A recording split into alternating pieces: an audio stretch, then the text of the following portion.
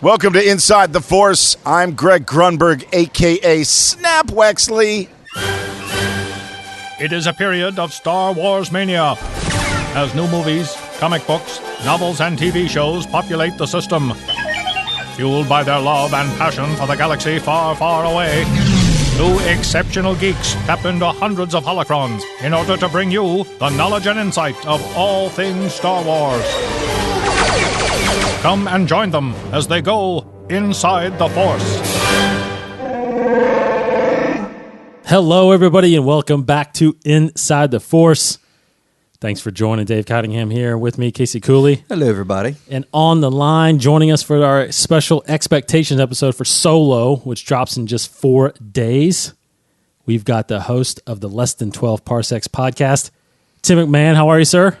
Hey guys, I am great. I'm so happy to be here tonight. This is an honor, and I'm very excited to be here. I'm excited about a lot of things lately, but mostly this. Everything else is second banana to this. We got a new movie coming out. I get it if that's higher. But that's all right. So thanks for joining us, Tim, of course, and we will dive into the expectations here. You know, as if you listen to us in the past few weeks, we've kind of built this up. We've got a new movie coming out, so Casey and I usually dive into what we expect out of this movie, several different topics, and then, of course, in a couple of days, we're going to be recording our predictions episode for the movie, where we actually run through the entire what we predict will happen in the movie specifically, because unlike Tim, which we'll get into, we haven't been spoiled at all. Yeah. Yeah. Sorry. So we'll get into that. But anyway, first, little brief news-wise, Case, go at it. I mean, everything else has, I guess, been quiet. Everything's gearing up for Solo. Still, actually, not too many new spots or even clips. I don't think have even come out in the past since we last recorded. But everything's just gearing up. But in terms, they did make that behind-the-scenes thing official. Oh, okay. You know, the USA one that they actually put it on StarWars.com, and I saw that. I finally saw it. Yeah. So great. Yeah, the one with the cinematography one is awesome. Yeah. Everybody needs to definitely go check that out. It's incredible looking. Because above all else, this movie, you could say what you want about director changes and all that stuff, but the way it looks should be hopefully incredible. Yes. But yeah, so in terms of Solo, some other news, kind of little things here and there. This is kind of old news, but I think it just came out last week on the 16th, I think, was the DLC for Battlefront 2. Mm-hmm. That is not necessarily this Solo related, but it's Han Solo related. From what I can remember, I think there was a Jabba's Palace map change, and you can play as Bosch. Yes. Is that actually how it's said in the audiobooks, Bosch? I don't know if I've heard it yet. I don't know. I'm going off. What's in Star Wars? It's in Forces of Destiny, right? I can't remember. Yeah, I think it's Bosch. So you can Tim, play. Is it Bosch? It's pronounced Dave. It's just super heavy dialect. Everybody's wrong. In the hoodies, it's heavy dialect. So play as that character. And there's supposed to be, I believe, a more this era Solo-centric DLC when the movie comes out. Yeah. So I do not know what that is, but look for that. I mean, I honestly, for one, have not been playing Battlefront 2 very much at all. I haven't in a while. One is because my time is much few and far between, my free time, but also it's just the game didn't keep me going as the previous one did. I'm as into it, but it's still good, still cool, still kind of fun. Yeah, I actually jumped on there about a week ago and played a little bit, but I'm, unlike the other Battlefront, I was so. I don't know. I was so in it in the beginning, so my ranking was higher. Oh yeah. I'm so far behind. Oh, yeah. I think I'm like a rank 9 or something like that. Like I'm not even. Look at this guy. I know, right? I'm the guy that everybody makes fun of and kills all the time. So funny. I'm all in it for the story, like the story and all that stuff. Like more. I just want more of that. Absolutely. So. Absolutely. Yeah. So other than that, I honestly don't think there's much for Solo. There's been not even further rumors from the Obi-Wan's Star Wars story production rumors going on. There's not much more about that, but for official movies that are currently out there are coming, nothing. Everything's pretty quiet. Yeah, and we'll bring up that Kennedy quote later. Yeah, okay. When we get into Gotcha. But let's briefly talk about the other big announcement, which was obviously Star Wars Celebration. Finally. Now, Tim, Yes. Forgive me. Have you been to a Star Wars celebration? I have never been. Wow. I'm not a fan of conventions. But I understand that.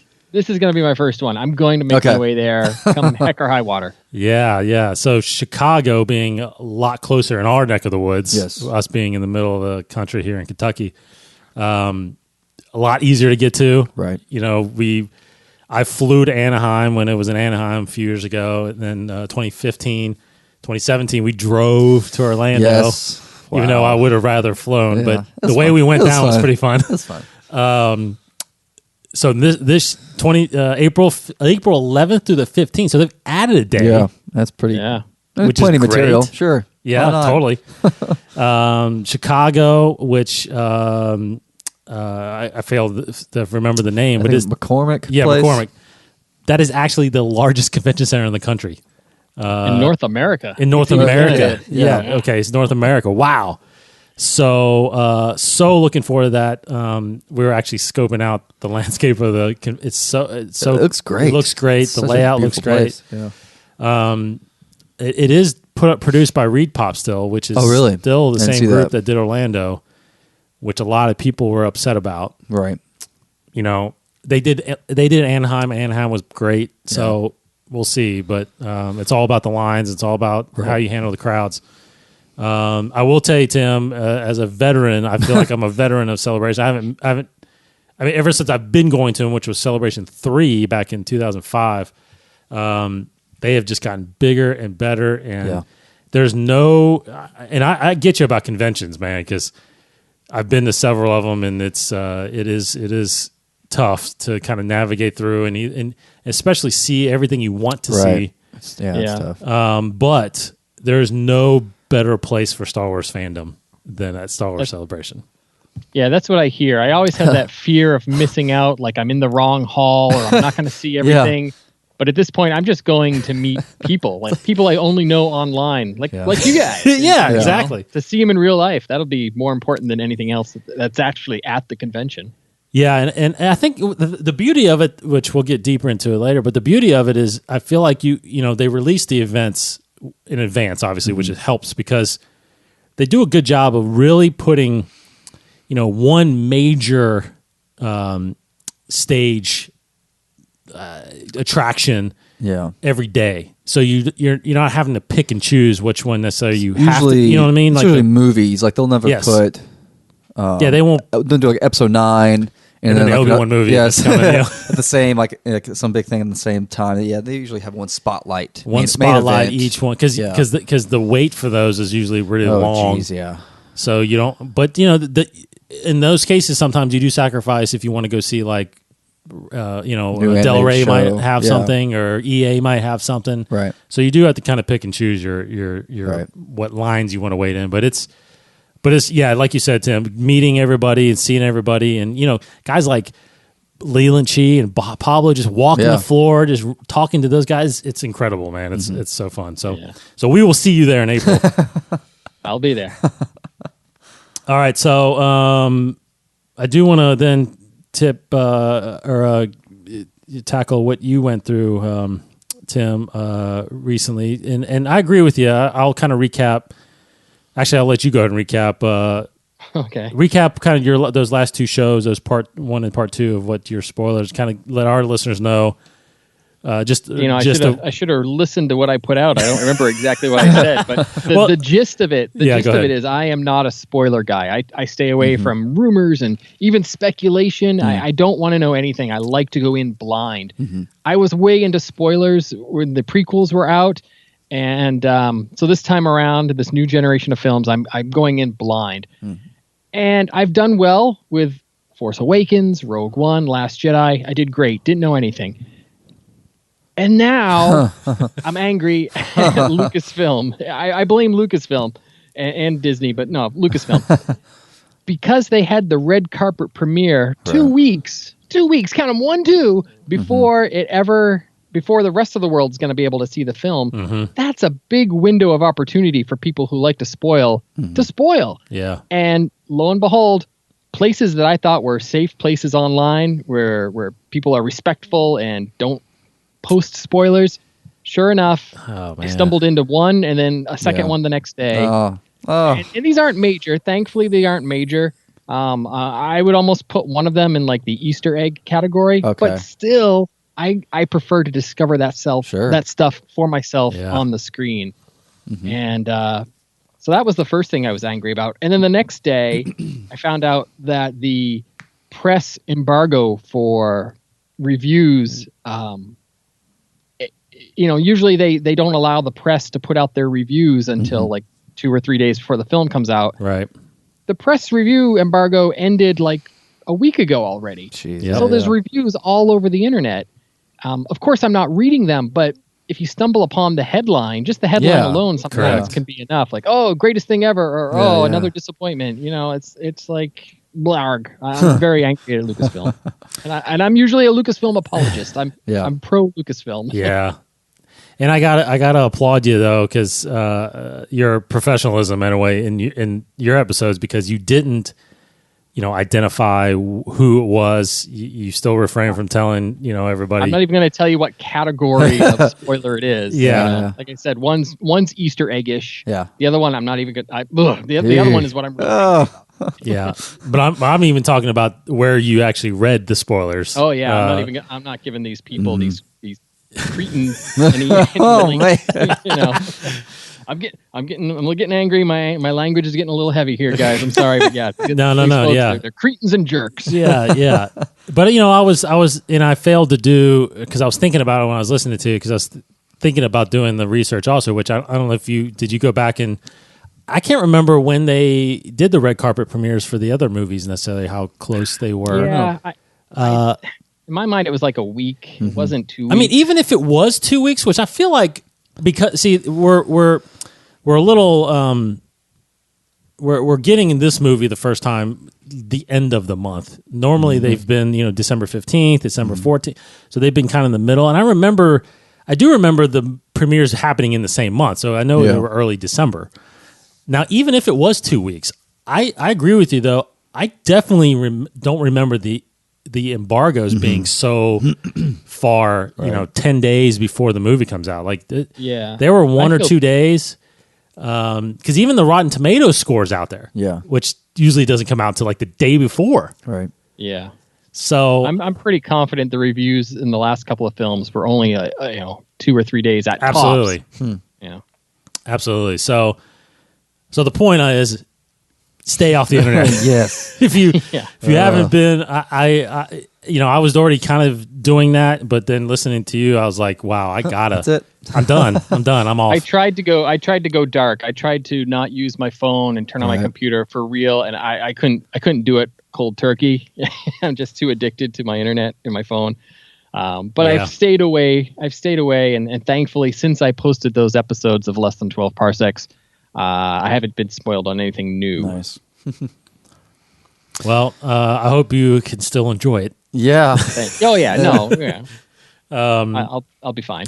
Yeah, but anyway, that sucks. I mean, 4 days away now. It's definitely, this week is definitely it's tough. Tough. Yeah, gotta stay focused. Okay, so let's get into it. Let's get into our expectations for this film. This being I guess you count the. Is that right? If I count the Clone Wars movie, then this is actually the 11th movie, right? Yeah. Okay. Wow. A lot of people do. A lot of people don't. It's there, everybody. It is there. It is. Do you count the Ewok films? I mean, no, they were theatrical releases in Europe. They're not canon. Yeah. They're not canon. So, but anyway, so this is 10th, 11th if you're scoring officially. Yeah. 10th live action movie. How about that? So, 10 movies in. This is which is unbelievable. Just I think about that. I just think about. I completely still always think about 2005 when I watched episode 3, thinking this is the last Star Wars movie I'm ever going to get. Yeah. Lo and behold, 4 movies later, we're at number 10. So here we go. Big time Solo expectations. Overall, we'll get into kind of overall where this thing may rank later in our list, but first off, again, this is completely spoiler free. None of us have seen the movie.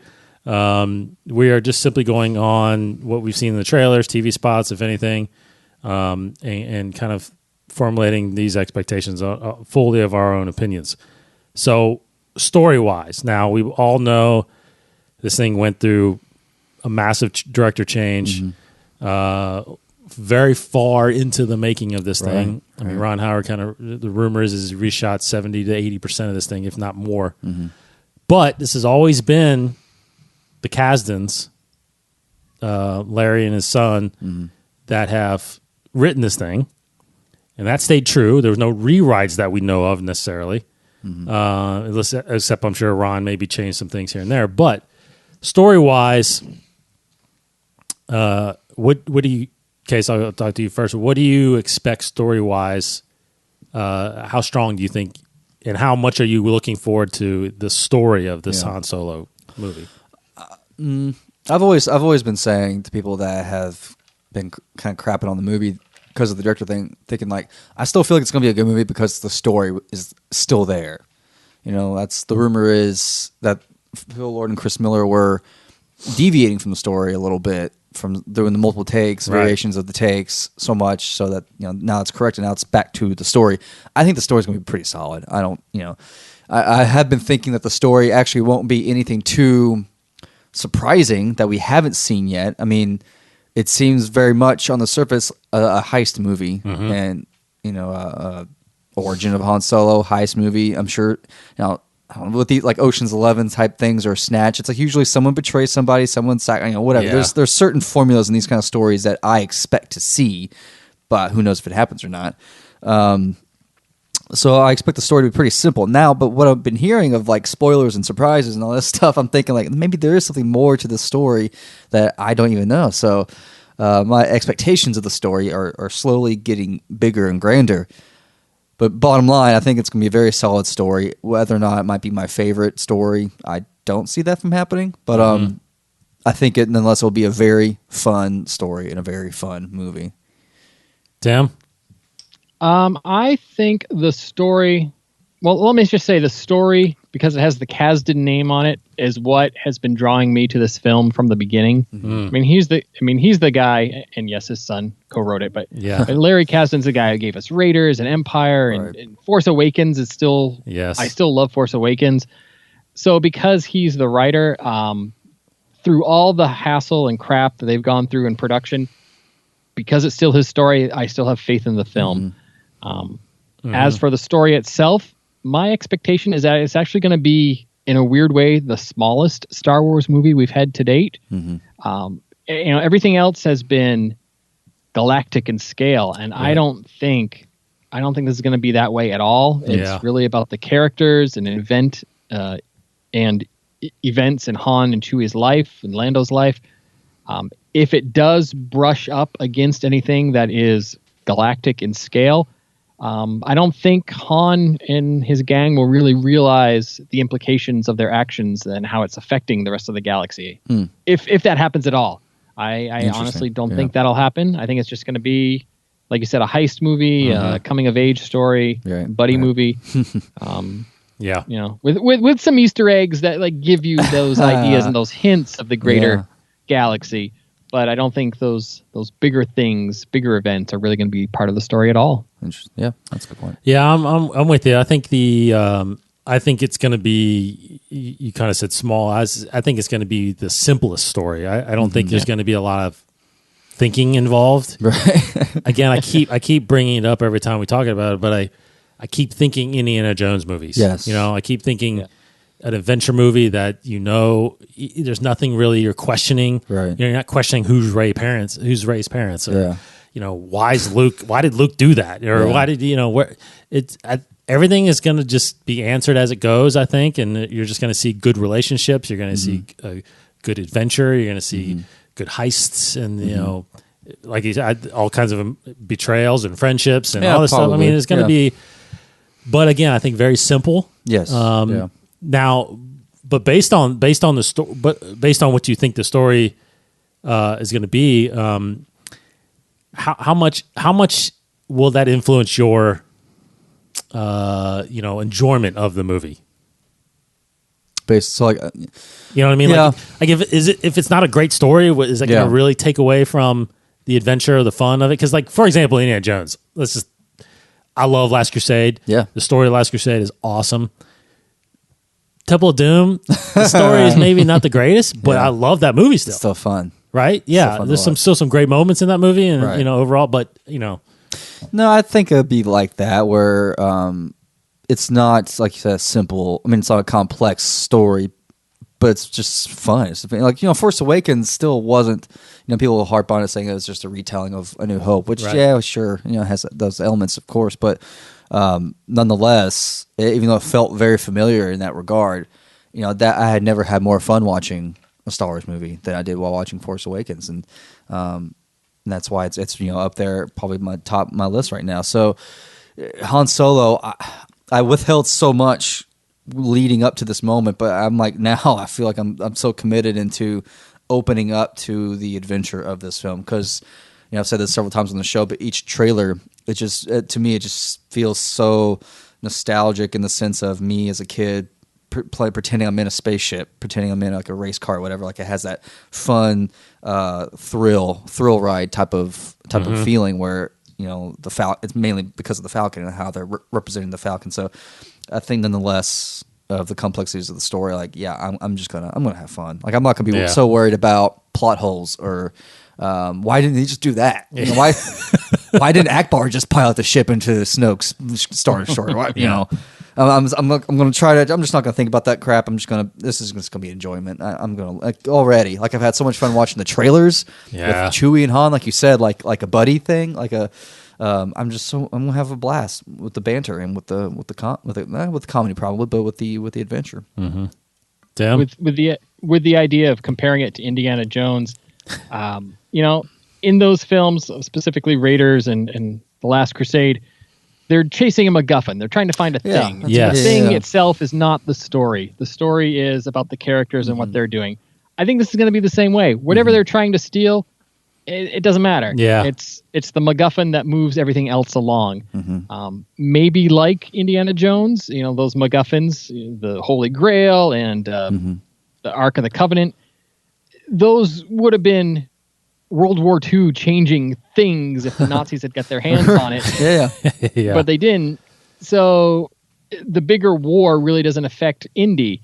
So maybe like in Han Solo, he's chasing something that would affect the galactic situation. It probably does. But he doesn't know, and it doesn't affect him, and it's not the story. That's a good point. Yeah, that's my analogy. I've been thinking about that. Yeah. So I've been thinking of what it is that there could be stealing. Yeah. Wondering why necessarily they're not talking about it in the trailers. Yeah, totally. So that's a little speculation. So I don't want to. Yeah.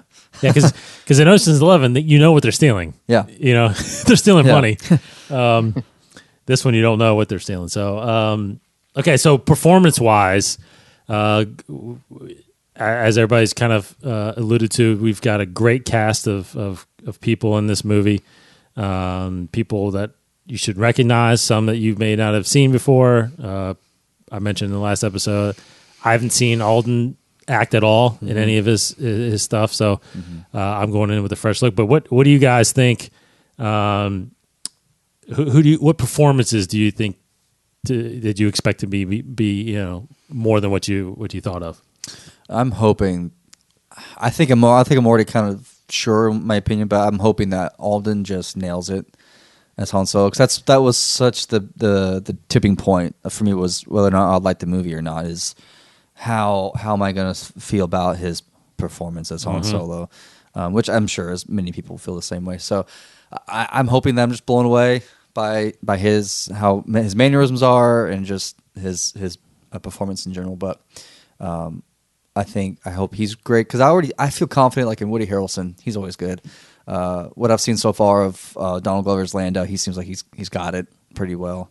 And all the other supporting characters, I've seen little bits and pieces of them, except for L3, but everybody else, I'm confident. But I have seen Alden before, so I think I'm pretty confident that he has the comedic side of it. But I just want the leading man adventure hero is what I want. But are you expecting to see it come through, or do you? I think this based on what you've seen so far, becoming that. So I think it's him earning that and going through his trials, becoming that. I want him. It's almost like how should I put it? It's like getting back to Indiana Jones, where he sometimes stumbles through things. Indiana Jones has a way of sometimes stumbling into either trouble and then stumbling into ways of getting out of that trouble in a very fun way. So I think that's how this Han Solo is going to be. Although the Solo in the original movies were like that as well, but I think it's going to be so much more of a rough Solo in the beginning, but in the end, he will, I think, become, as we've all been told, he will be that A New Hope era Han Solo. So I'm just hoping that Alden's performance carries us through that arc well. Okay. Tim, go ahead. I'm just waiting for Clint Howard to come on the screen. Yes. Oh, we got a problem here. Yeah. No. Yeah.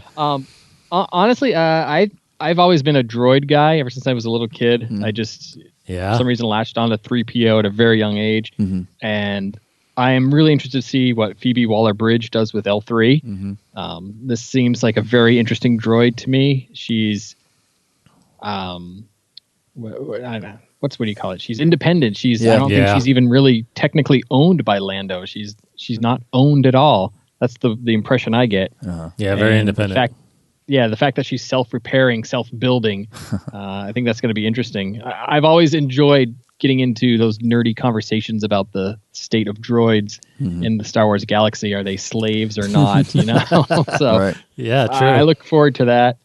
And honestly, I feel for Alden. Like, this is going to be a role that going into, you're going to be criticized and nitpicked and inspected, and people are just going to just put I'm running out of language here. I'm sorry, but people are just going to be tearing him apart. I feel for the guy. Even if he's great, there's going to be those not my Solo guys online just tearing him apart. I feel bad for him. Yeah, I do. My expectation of Alden though is actually set really low. I think again, it goes back to the whole not my Han Solo thing, the whole canon issue, the whole look and facial recognition. There's no way he would, a young Harrison would look like whatever. I'm over that now. I am actually over that now. I had a hard time when this was announced that I was going to get through that. Even though we know it's 10 years before, it's still pretty close.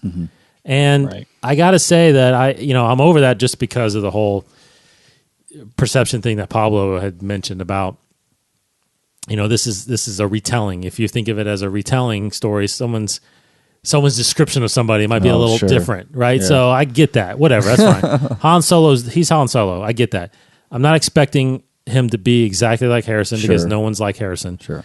But I do feel, and we've got to get a glimpse of that so far, in which I'll bring it up here in a second, but I feel Donald Glover is going to steal the show. I think. Oh yeah. I think Agreed. People are going to rave about him. He's people are seeing this movie at a time when he is at an all-time high right now.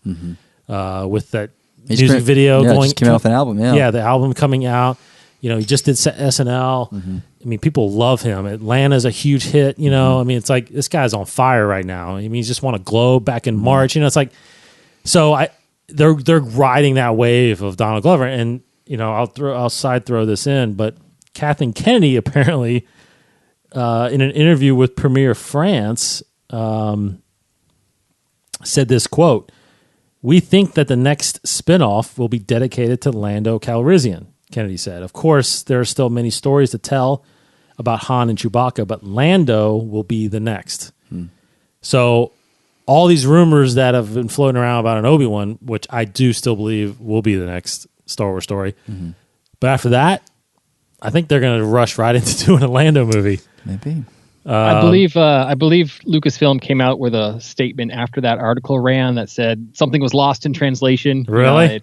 She's saying it's not the next one, but it's definitely one we want to do soon. Yeah. sort of Yeah. So probably not the third. The third still might be Kenobi. I think so. But maybe That the was fourth? already The fourth might probably be? the fourth. Yeah. But I even think that, which we'll talk about this in future stories. But I think that there's, like she kind of said, I think if this goes well, that they'll possibly make more Han and Chewbacca movies, right?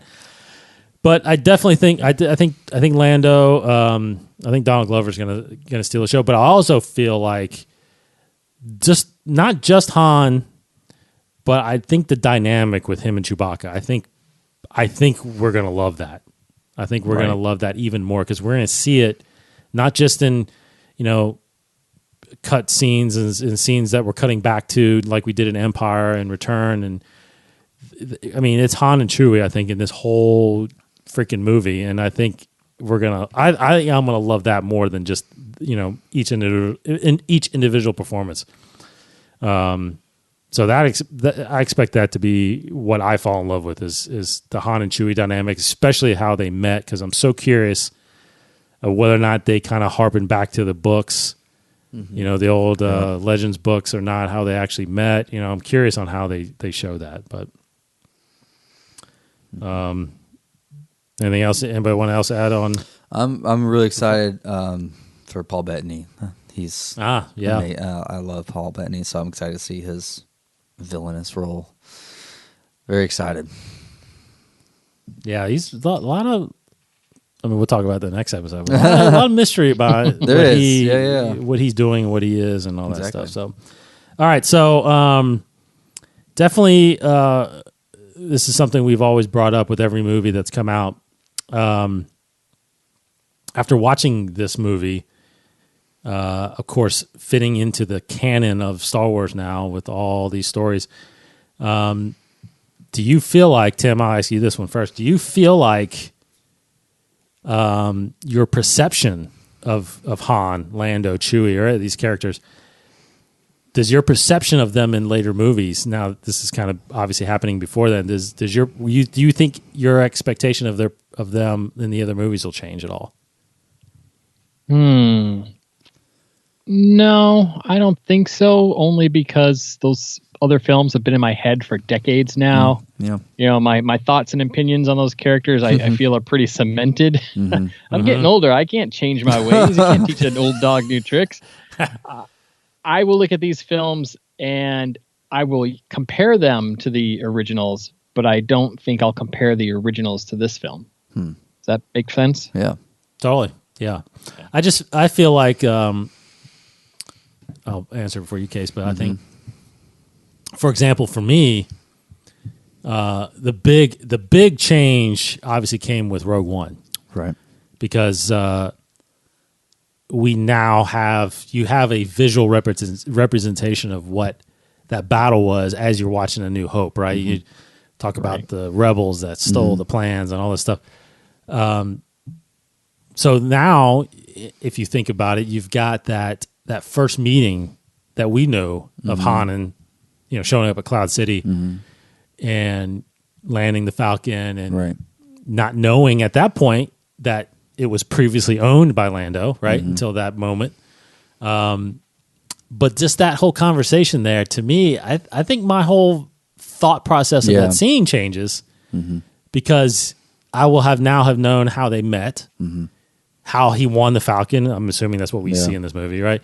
So, I mean, I don't think a lot of my thought process of the other scenes of the movie and even Return of the Jedi, but that part in Empire, I think, for somebody watching that for the first time after they've seen Han Solo or Solo, I think there's a different view to see that scene then.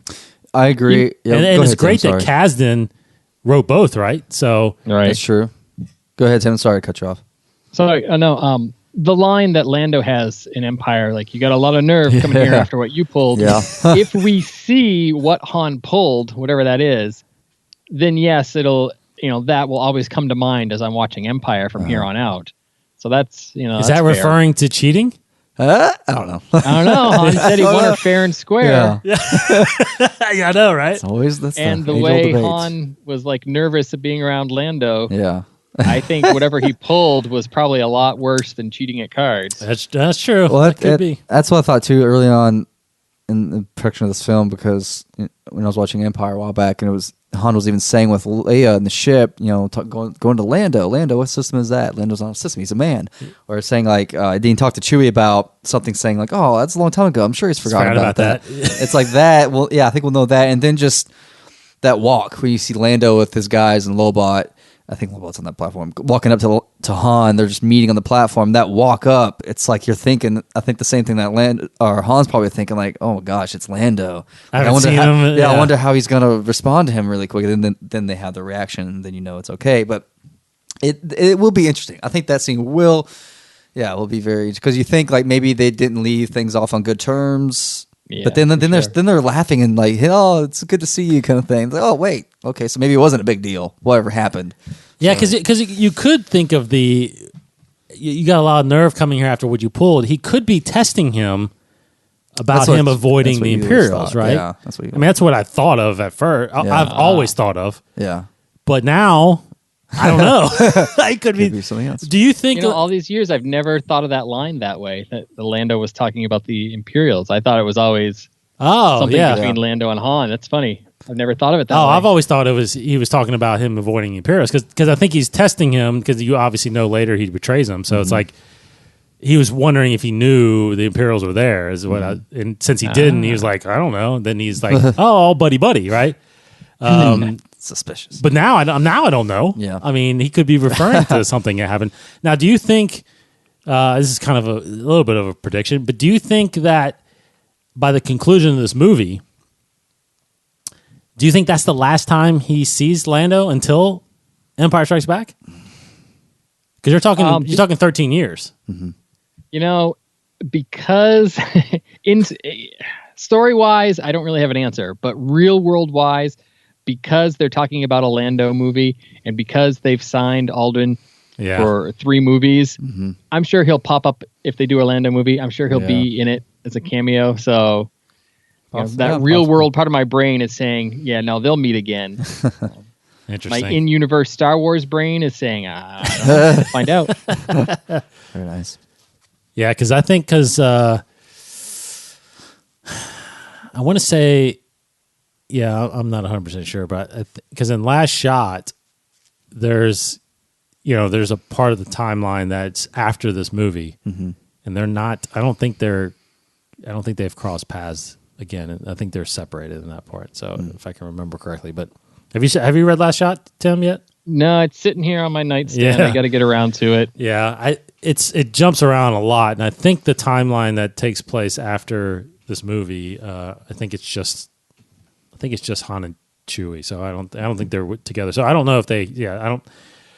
I'm with you. I can't imagine them not crossing paths in 13 years, but part of me feels like maybe they don't, according to those scenes. It is a big galaxy. It is a big galaxy.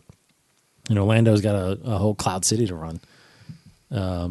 So good on the perceptions of future.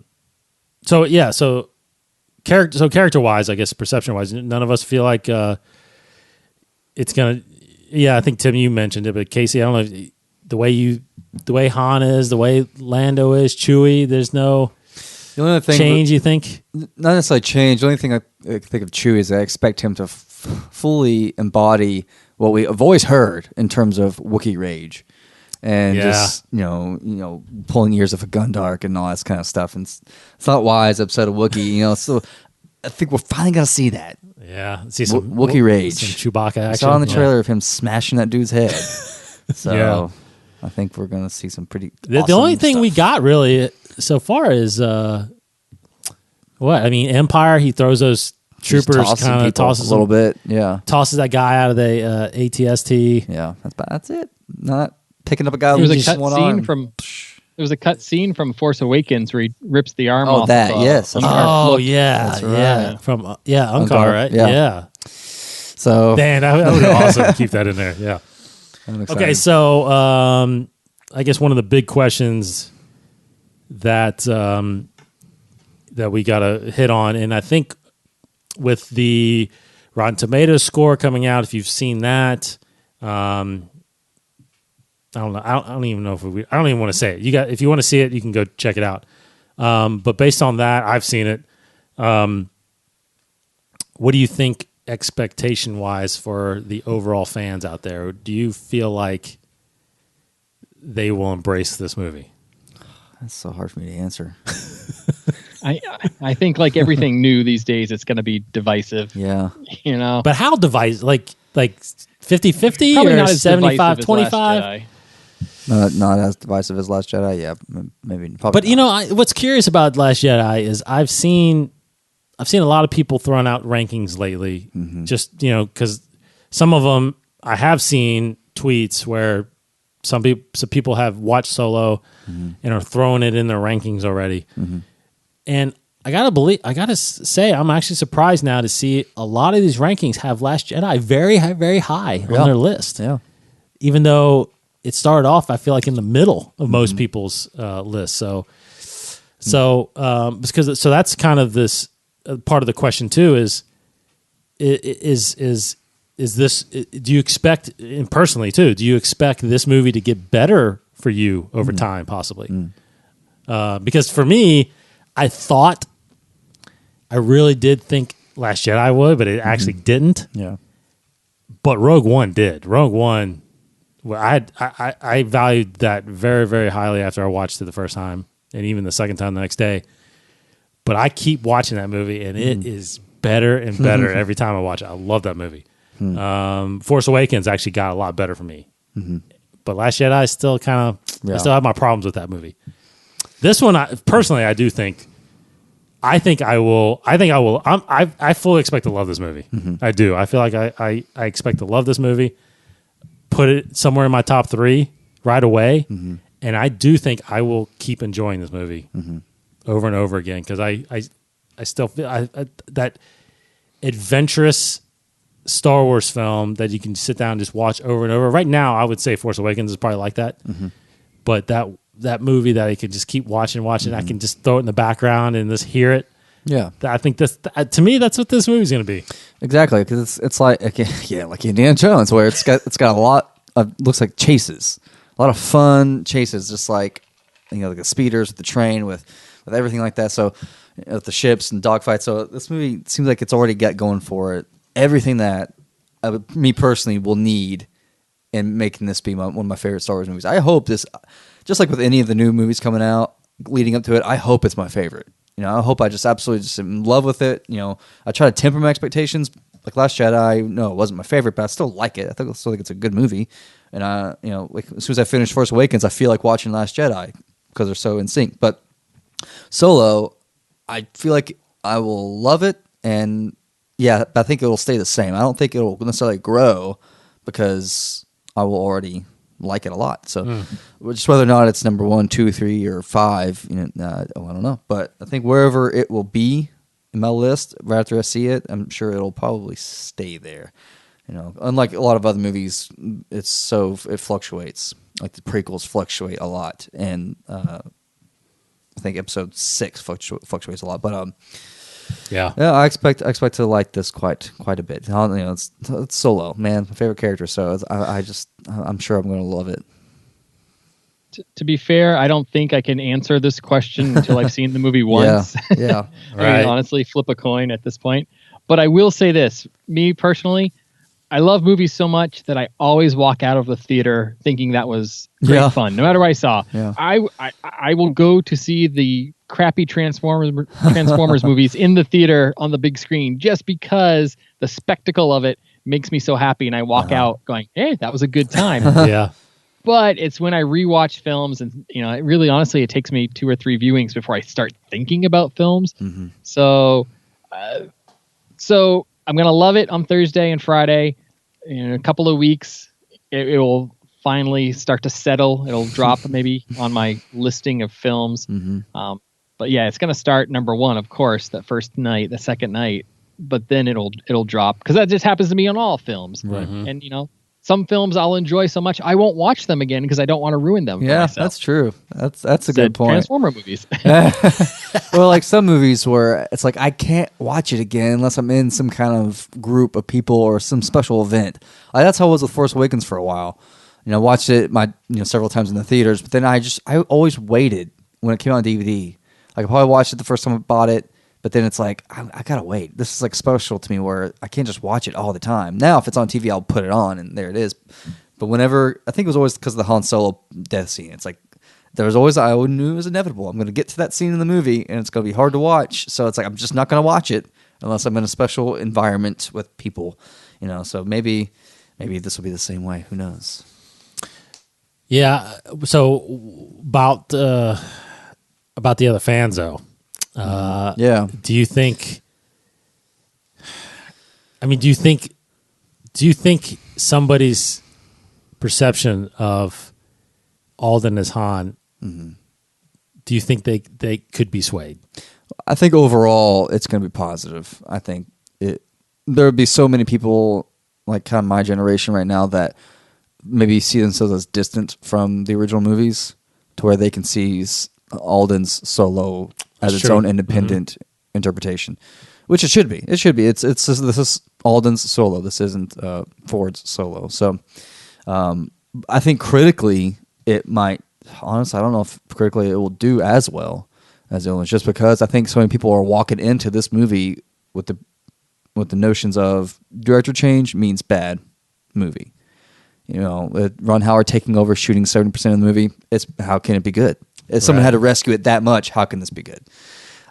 That's just me being cynical about it. So I think critically it may not do as well. I think financially it's going to be great. The fans, I think, will overall love it. But you will get those haters, of course. But I still think it'll break $1 billion. Yeah, I do too. What do you think about Hans for other fans, Tim? Wow. Yeah. Sorry, I'm hesitating here. I don't like to dive into the negativity online, and there is so much of it out there. I think there's going to be a group of people who just won't even give him a chance. I'm just give the guy a chance, give the movie a chance, but they won't. They'll put up those walls and they'll hate it. Yeah. And they'll still buy a ticket so they can know what they're talking about when they're crapping on it online, but they'll still hate it.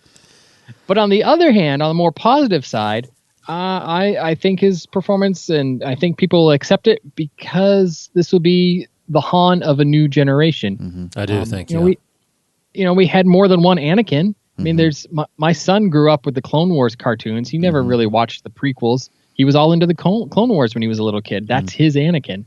And my Anakin is Darth Vader. Yeah. So, different generations have their different Anakins. I think different generations can have their different Hans. Yeah, that's a very good point. That's a very good. It is a very good point because if you because the whole generational thing is guys like me being the I guess this is the first generation of Star Wars, right?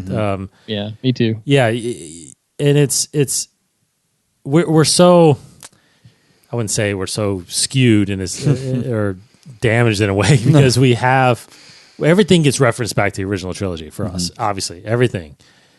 But your generation, Casey, was kind of prequels. Yeah, I mean, there's going to be people like my daughter, even though she's seen glimpses of. She hasn't really watched the original trilogy. It's really been Force Awakens, and she loves The Last Jedi. She's trying to get through Rogue One. She keeps falling asleep. That's funny. But and she's watched a little bit of the prequels, but it's true because if you think about it, we're almost the time. So Episode 3 was 2005, right? I mean, that's 12 years, right? 12 and 13 years. Actually, 13 years. I mean, that's almost as long as it was from 6 to Episode 1, right? It was 16 years. So there are a lot of people, fans, that are going to see this being their first Star Wars movie. Yeah. Right? In that 7-8-year-old range, maybe even 5-6. So it's almost like they're going to watch it, and that's their Han Solo, right? That's like you true. said, that's that's all they're going to know. And they may even see a sequel before they even go back and watch the original trilogy. That's true. So they're going to look, because I've already heard it before, maybe not personally, but I've read people's tweets and stuff like that about people's kids saying they're not going to watch because the original trilogies are old movies. Sure. They're not even going to even watch those old movies. Because to them, that's like what we consider like Gone with the Wind and stuff like that, gosh. right? Yeah, that's fun. My kids think Star Wars is so slow. It's so boring. Yeah. And where's all these special effects and all? It's like, but so that's interesting to think of it like that. And I never really. It's hard for me. Again, I think in our generation, Tim, it's hard for us to grasp the first viewing of Star Wars and latching on to that likeness and that person and what they do and how they act then, as opposed to what we've gotten before. So it's interesting. So you kind of hit on it a little bit, Case, but the box office expectation. Yeah. So we've gotten every movie to date, the new ones, and actually basically every of the Star Wars movies have passed $1 billion.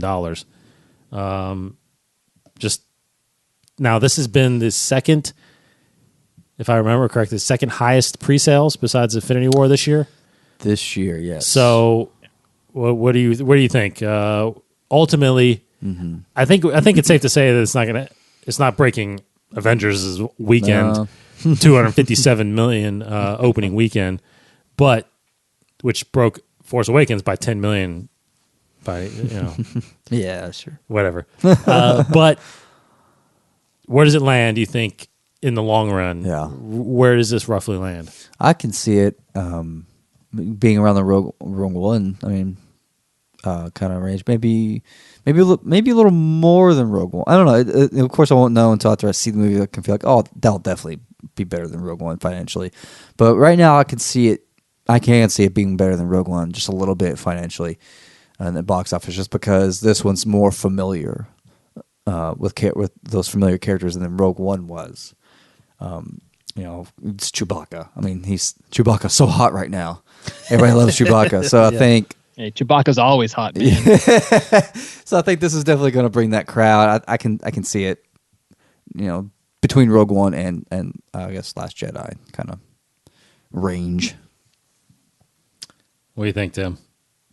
Well, I've read some predictions online from people who know more than I do. Opening weekend could range anywhere from 120 million to 180 million. I think for the year, I think it'll be third after Infinity War and Black Panther.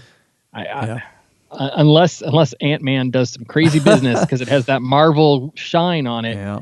I still think the Star Wars name is going to be enough to put it in the top 3 for the year. It's kind of sad to see a year where a Star Wars movie isn't number 1, but Infinity War, come on, that's crazy. And Black Panther was amazingly crazy too. Yeah. So, although Black Panther, I'll look it up real fast. But here's where. So, obviously, worldwide, Force Awakens killed it. They got $2 billion. Last Jedi did 1.3, and Rogue One just over $1 billion. So, and the next one, number 4, is Episode 1 actually, which did just under $1 billion. So they did 983 million. So worldwide. So I think I'm expecting this thing. I remember I first said right away when I first saw the trailer, I was like, to be honest, I think this will be really successful if it gets to 800 million, like 800, 850. But just the vibe that I've sensed and the people talking about it, plus I think, I don't know, I think hopefully not many people are getting spoiled, but I think the fact that there's some things out there like Easter eggs and even people on the red carpet were like, man, the last part of the last act of this movie is just, it's like, I think that's going to get the excitement going. It obviously has already with the pre-sales. It all depends, obviously, to get it to $1 billion, it all depends on how many times people are going to go back and see it again. Yeah. Because the drop off between first weekend, the second weekend is on average is about 55-60%. So if they could avoid that, because Force Awakens was only like 39%, which is ridiculous. So that's why you can obviously see why that movie made so much money.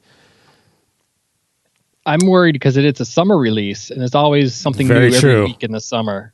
And I think that'll prevent some people from coming back again and again. That's very true. I think Christmas was a great time to release these movies because a lot of people were home for the holidays, and a lot of families go to movies over the Christmas breaks. Yeah. There's nothing really ever playing in the Christmas. I totally agree. So I do think that'll hurt a little bit. So I think it'll actually do more than what I said, 850. It's going to be tough to get to $1 billion. I still think it's going to be tough to get to $1 billion. I just did a quick Google search just to compare it to some other recent movies. Thor Ragnarok did 854 million. Homecoming did 880 million. Right. And Wonder Woman did 821 million. So those have been the maybe recent that's 800 worldwide, movies. right? That's worldwide, right? Yeah. That's worldwide. And and again, it was a huge success, but Black Panther did 1.3 worldwide, 1.3 billion. So that was really huge. And that's kind of in the Last Jedi range. So that's pretty impressive.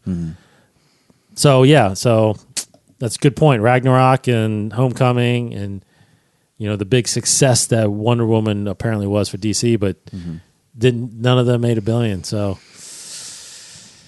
now Ragnarok was disappointing. That's a whole for me anyway. What? I hated Ragnarok.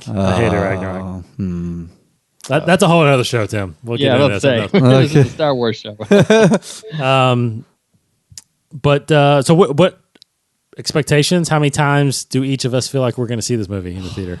I always want to see it so many more times than I can. True. Because again, I'm not able to go out that often. So realistically, I'll probably see it a couple times, if that. Definitely once, of course, but I don't know if I'll be able to see it a second time. Really? I don't know if I just don't have that time anymore, man. But yeah, 3 times, hopefully. Well, I have to admit, I already have tickets for 3 shows at opening weekend. That's awesome. That's how I used to be. So yeah, I'm going Thursday night. The first showing with my son, and then the next morning I go to the first matinee on Friday by myself just to soak it in. And then usually the last few Star Wars movies we go Sunday night with my wife and daughter. So 3 times there.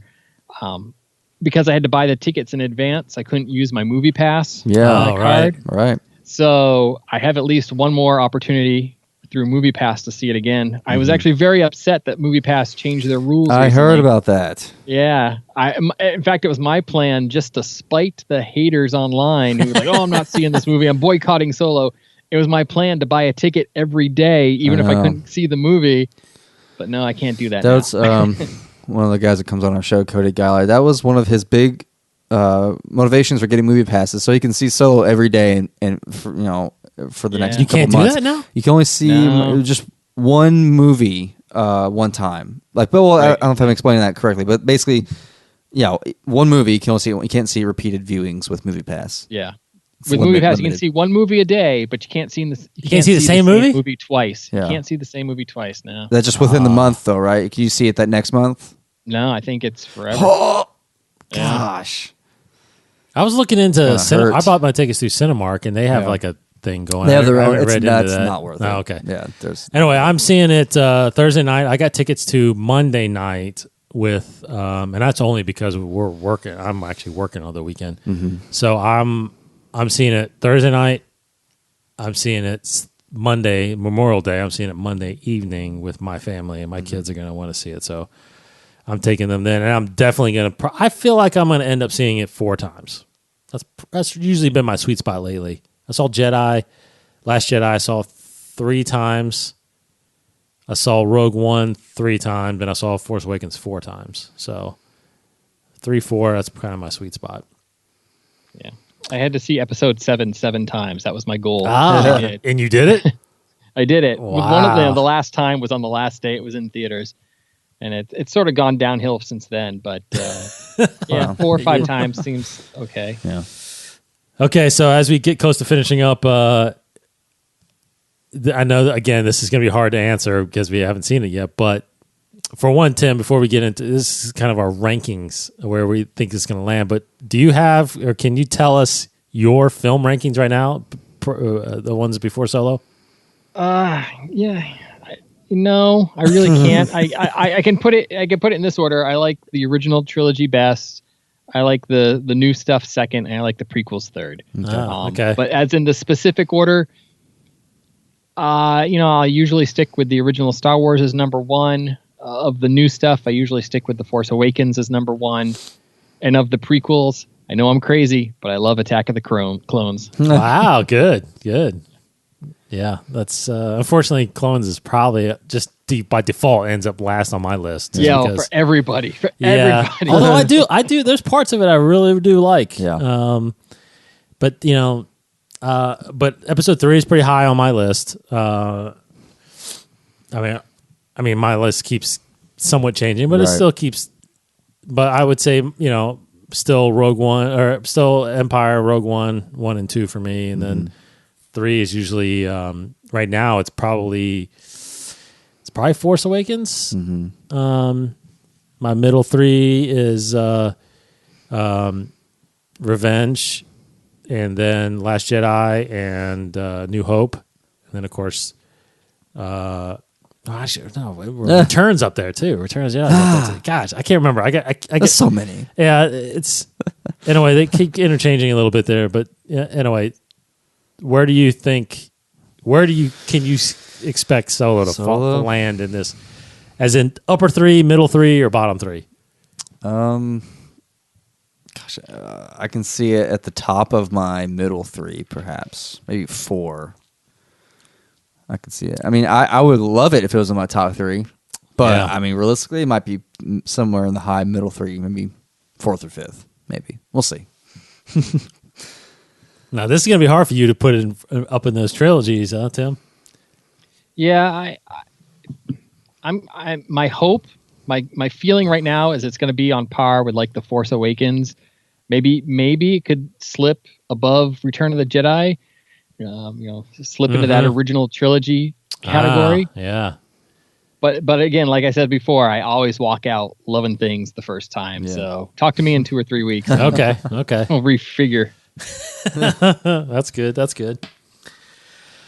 Okay. Well, that's all I had on my list so far. So expectation wise, I think that's what we're all kind of expecting. Of course, all that can go out the window once we watch the movie come Thursday night. Right. Yeah.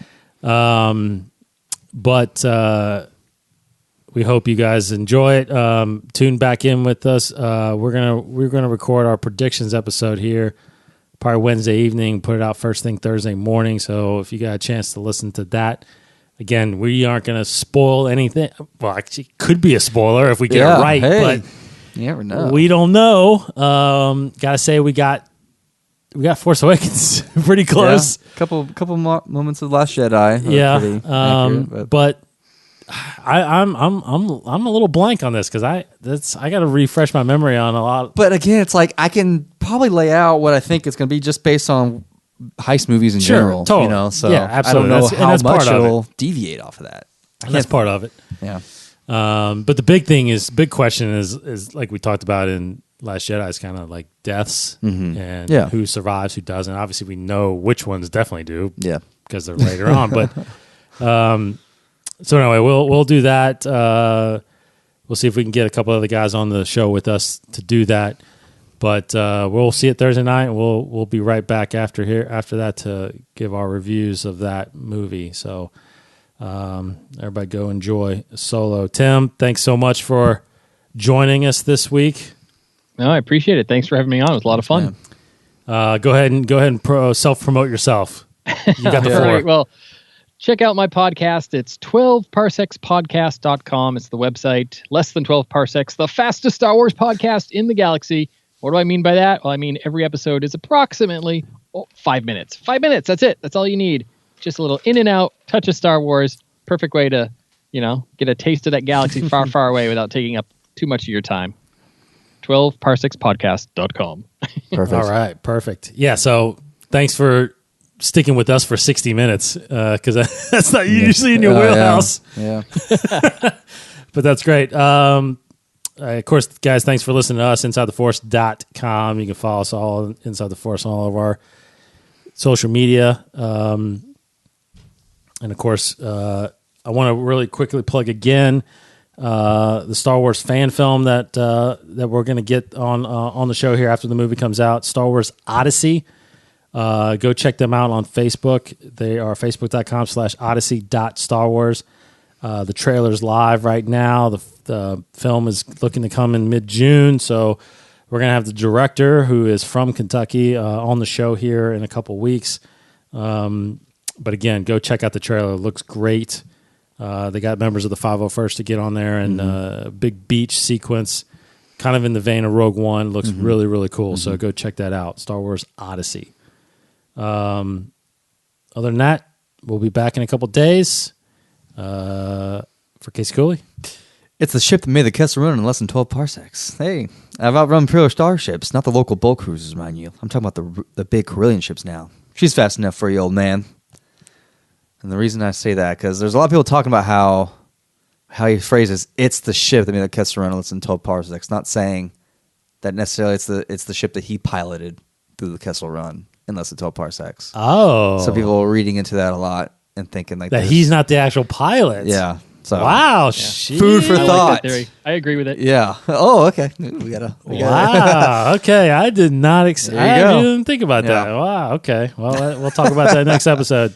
Tim, again, thanks so much for being on here, man. You're welcome. Thank you. Hope you enjoy Solo. All right. Thanks for listening, everybody. For Tim McMahon. Where is he? Tim. Thank you. Still here. Yeah, sorry. Are we still rolling? Is this recording? Yes. Yeah. Just signing off now for Tim McMahon. Oh. Hey, this is Tim. Goodbye, everybody. Appreciate for Casey it. Cooley. Thank you very much. For Casey Cooley. What am I supposed to say? That's all. You're perfect. Thanks, man. Thanks, guys, for listening. Thanks, everybody. I'm Dave Cottingham. May the Force be with you.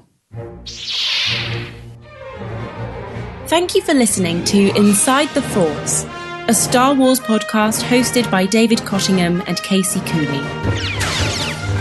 For more shows, additional content, articles, and the latest Star Wars news, please visit InsideTheForce.com. Inside the Force. For the Force, then all of us.